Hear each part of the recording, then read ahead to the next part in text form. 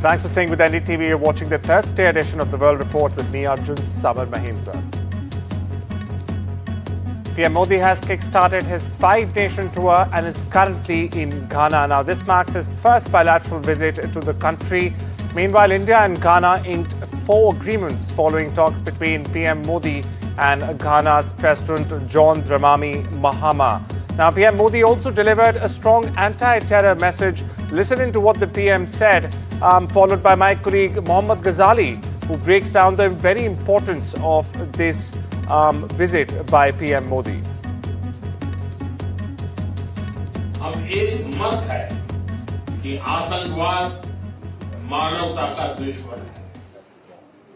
आतंकवाद के खिलाफ हमारी लड़ाई में सहयोग के लिए हम गाना का आभार प्रकट करते हैं। इस संदर्भ में हमने काउंटर टेररिज्म में आपसी सहयोग को और मजबूत करने का निर्णय किया है। यूएन रिफॉर्म्स को लेकर हमारा दृष्टिकोण एक जैसा है। पश्चिम एशिया और यूरोप में चल रहे कॉन्फ्लिक्ट को लेकर हम दोनों ने गहरी चिंता व्यक्त की है। हमारा मानना है कि युद्ध का युग नहीं है। डायलॉग और डिप्लोमेसी से ही समस्या का समाधान होना चाहिए। All these foreign visits, most of these countries are such where no Indian Prime Minister in the past has made a visit. And in Ghana, in the last 3 decades, no other Indian Prime Minister has ever paid a visit. This particular visit is significant considering the fact that Indian Prime Minister has announced that how India and Ghana will have deeper ties when it comes to trade and also in new sort of sectors like energy sector, critical minerals. And also, Prime Minister also sent out a message from the African region that how terrorism is something which every nation should oppose, while he went on to claim that this is not an era of war. So whether it was the issue of conflict in Middle East and Europe, as well as the issue of terror, Prime Minister sending out a tough message from the African region. It is still that Prime Minister spoke about. It is to counter the Chinese influence in the region, and that is why this visit is very significant. At a time when PM Modi sent out a strong message against terror in Ghana, Foreign Minister S. Jaishankar gave out a similar message in the US. Now, he said that all countries need to, in fact, speak in one voice against terrorism. Now, this comes as he met with FBI Chief Kash Patel and US Director of National Intelligence Tulsi Gabbard. Listen in. It is a fact that countries, often countries do not take a position when some other country is a victim of terrorism, which they would do when they themselves are. We have, in that respect, honestly been much more consistent and principled. That we have, when terrorist incidents, attacks happen elsewhere, outside India, we have largely followed the same position that we have taken when they have happened in India. So, if is your point that others not doing it, my answer to you is yes, you are right. Many of them are not doing it or not doing it sufficiently enough. And part of diplomacy is to exhort them, encourage them, persuade them, motivate them to do that. Viewers, our sources are indicating that an interim trade deal between India and the United States is likely to be finalized within the next 48 hours. That's correct. India's trade team extended its stay in Washington just last week to iron out key differences that still exist. Now, this comes as the two sides look to clinch a mini deal before the July 9 deadline, when the pause on US tariffs is set to be lifted. Now, both sides have dug in their heels over a number of issues. Now, these include Washington's demand that India open its market to genetically modified crops. Now, it's a long-standing red line for New Delhi due to the risks to, in fact, its farmers. The US, meanwhile, is also pressing for greater market access to the Indian agricultural and dairy sectors. However, sources told NDTV that both these sectors are likely to be kept out of the purview of the proposed deal due to concerns over rural livelihoods and also, more importantly, food safety. India, on the other hand, is reportedly pushing for meaningful tariff concessions on its labor-intensive exports like footwear, garments, and even leather, which are major and remain, in fact, major job creations. Here's more. not just in the US, but in India also. We can expect 4th of July cracker works and fireworks to go in, given that an interim trade deal is very much possible in the next 48 hours. This is what we're picking up from official sources. Just like the deal that was announced between the US and Vietnam yesterday, we can expect something on similar lines, given the fact that that deal was also broadly about tariff cuts and the removal, or the reduction of the reciprocal tariffs that the Trump administration had imposed. So that is something that we can expect from this mini or interim trade deal that is about to come. What we can also expect is that there will probably be no mention of agri or dairy produce, something that has been a major red line for India so far. That is not something that will probably feature in this interim trade deal that will come out in the next 48 hours ahead of this July 9 tariff pause deadline that we've seen coming. What we're also not expecting is that sectoral tariffs on steel, auto components, as well as aluminium, will also probably remain untouched, because that has also been the scene in this US-Vietnam trade deal that came out late last night. So that is what we've been hearing from Trump. There has been repeatedly bullish, positive commentary. The Indian team is also in Washington for negotiations still, and we're hopeful for a deal in the next 48 hours. India has voiced deep concern over the abduction of 3 of its nationals in Mali. It's a country grappling with a fresh wave of terrorist attacks. In fact, the Ministry of External Affairs has also said that the Indian workers employed at the diamond cement factory in Case were taken hostage during a coordinated armed assault on the factory premises on the 1st of July. Now, it's a day after the incident. India formally called upon the Mali government to take all necessary measures, in fact, to ensure their safe and expeditious release. Now, the MEA said, and I quote here, the incident occurred on July 1, when a group of armed assailants carried out coordinated attack at the factory premises and forcibly took 3 Indian nationals as hostages.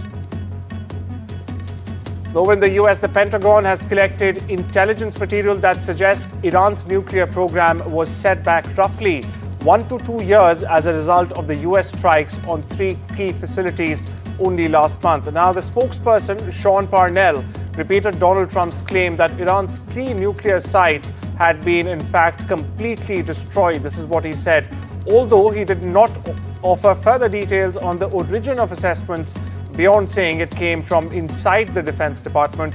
Here's what he said.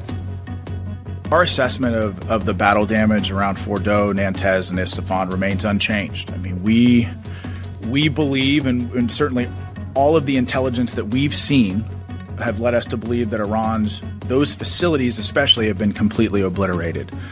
And the interesting kind of side point about this, Tara, is that all of the conversations that we've had since Operation Midnight Hammer with our allies all around the world, but certainly also in the region, they say a couple of things. They share our sentiments about, the degradation of Iran's nuclear program and the fact that we have degraded their program by 1 to 2 years. At least the intel assessments inside the department assess that, and I think their intelligence shares that conclusion.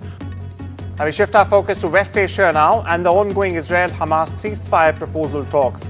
Now, latest Western media reports, viewers indicate that Hamas won't hold hostage handover ceremonies during Gaza ceasefire as part of the hostage release and Gaza ceasefire deal being negotiated. Hamas has in fact said it would not hold public ceremonies while freeing captives, as we've seen multiple times in the past the terror group doing till now. Now, reports also note that the proposal being discussed would see the return of 10 living hostages and the remains of 18 captives to Israel, while Hamas releasing them on 5 separate occasions over the 60-day proposed truce.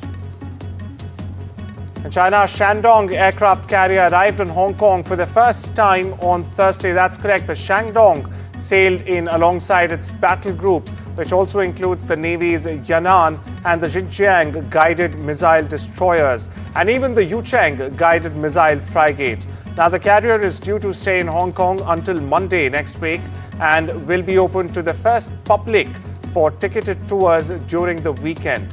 The Shandong, for perspective, is one of the Chinese Navy's 3 aircraft carriers. Viewers, last month itself, it saw the first time Two of the ships had operated together, in fact, in the Indo-Pacific.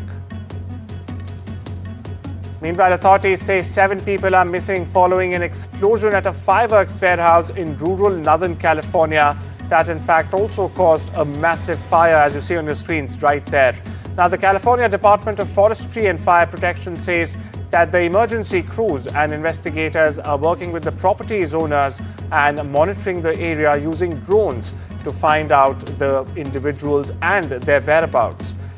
Meanwhile, it's not immediately clear if those missing worked at the warehouse or lived nearby the premises where the massive explosion in fact took place. Now, people were urged to avoid the area for several days following the blast, which also set off a barrage of fireworks and caused a huge blaze that led to other spot fires and collapsed the building in the farming community northwest of Sacramento.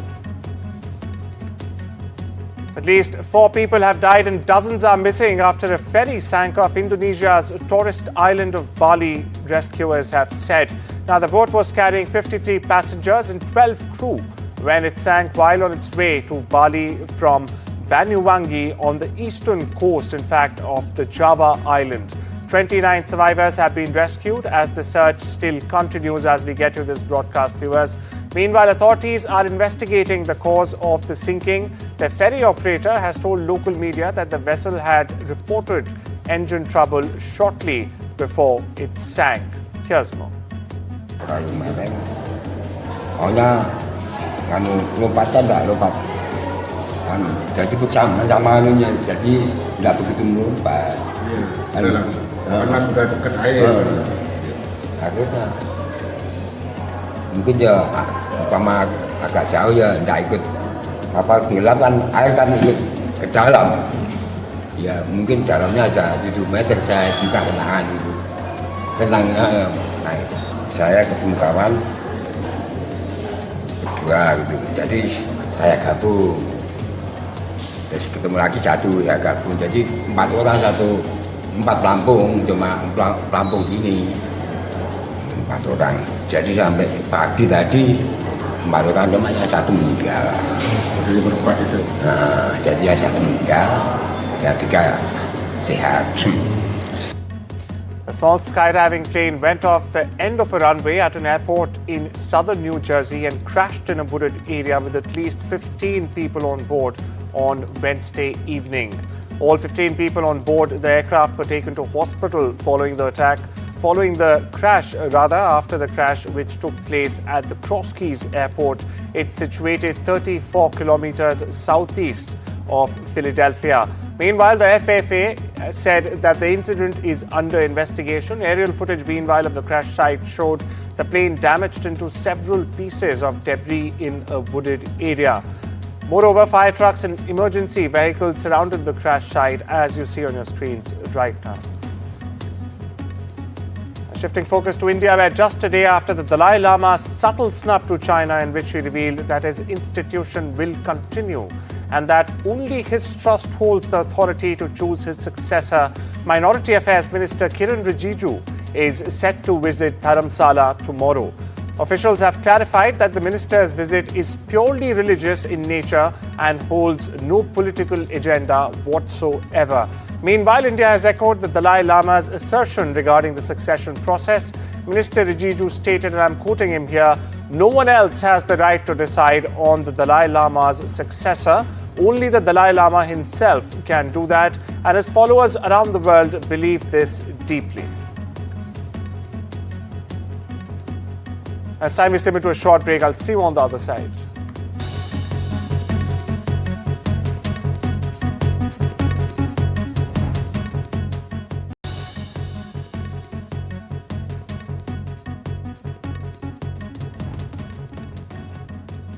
Welcome back. You're watching The World Report on NDTV. And now over to news from the world of business, where Donald Trump's signature tax and spending bill is hanging in the balance, or should I say still hanging in the balance, as Republicans struggled to muster sufficient votes in the U.S. House of Representatives. Meanwhile, House Speaker Mike Johnson is determined to pass the bill as soon as possible, but has been frustrated, and visibly so, by lawmakers who object to its provisions and the overall cost. They have blocked House Republicans from approving a rule which is necessary in this case to begin debate on the measures and also set the stage for the bill's passage. Now, the vote will stick open as the clock struck midnight. Well, vote was still open as the clock struck midnight on Thursday in DC, with 5 Republicans and all Democrats voting against it. On the other hand, 8 GOP lawmakers had yet to cast their votes. However, that group contains several of the bill's detractors. Now, enough Republicans have already voted to back it, but Johnson is hoping to change their minds as well. US President Donald Trump has struck a trade deal with Vietnam with terms that take aim at China. Now, Washington will have free access to Vietnamese market, Trump said, while Hanoi will pay a 20% tariff on its goods to Washington and 40% on products originating from other countries. Now, under Trump's Liberation Day regime, Vietnam had faced among the highest duties in the world. Now, China is Vietnam's biggest trading partner, viewers, for perspective, and Washington had accused Hanoi, in fact, of acting as a channel for Chinese manufacturers to circumvent American duties. Now, as the US pushes for trade deals ahead of the July 9 deadline, Beijing is growing increasingly wary of agreements that can, in fact, isolate Chinese firms from global supply chains. And Tesla reported another record sales plunge Wednesday. Now, this comes as the brand damage from CEO Musk's political activities, increased competition continue to batter the once fastest growing electric car maker.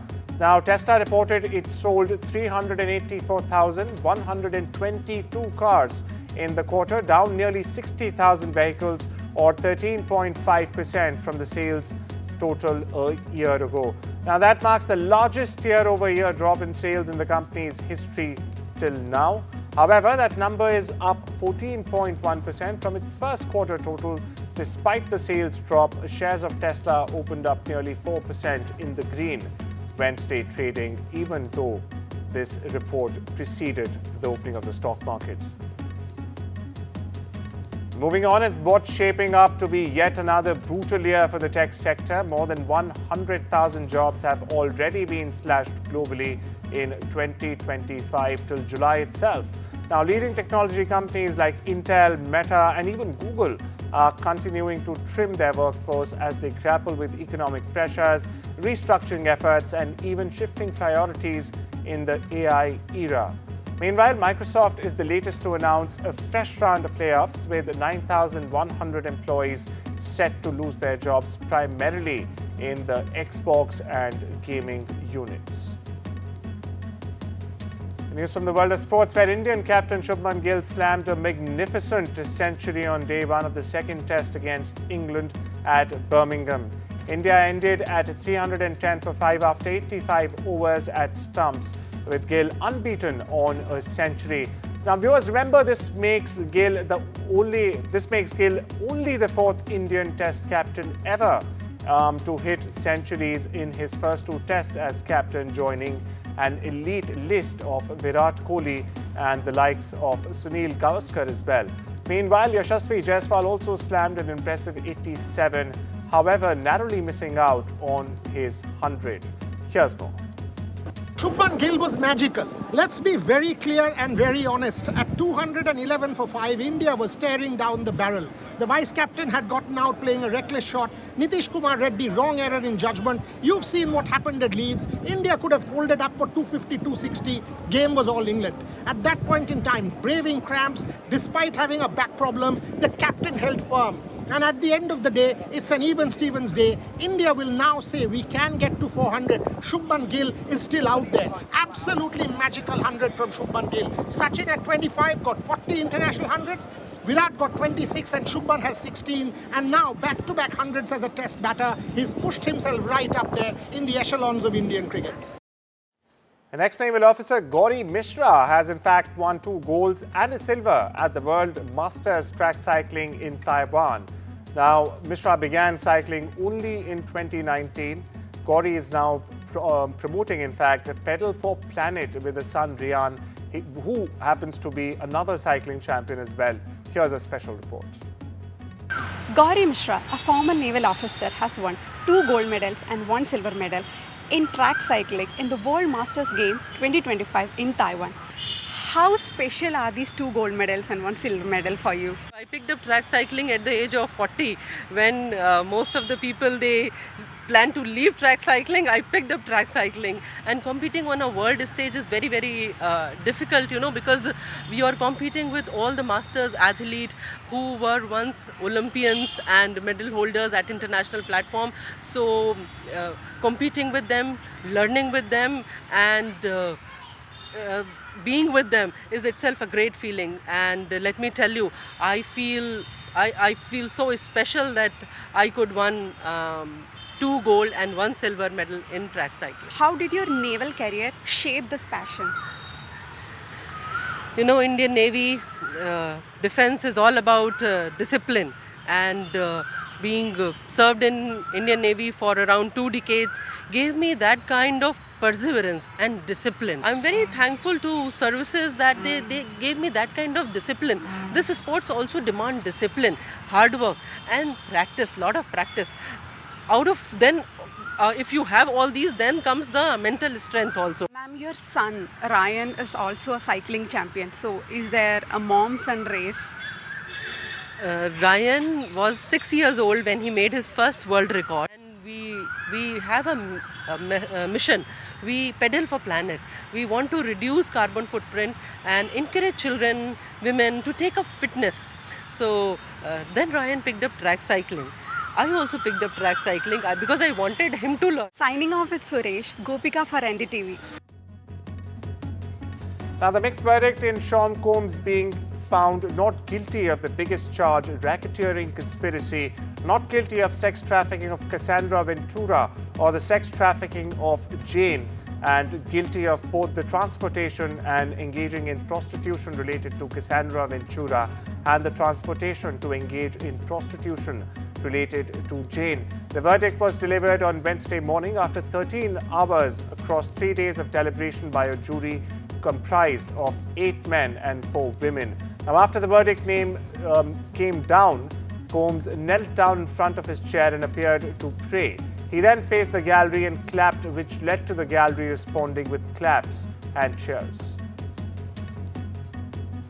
Deepika Padukone will be getting her own star on the Hollywood Walk of Fame soon. She has etched her name in history by becoming the first Indian actress to be honored with a star on the popular sidewalk in Los Angeles. Well, that's all we have for you this Thursday. Take care and have a wonderful day.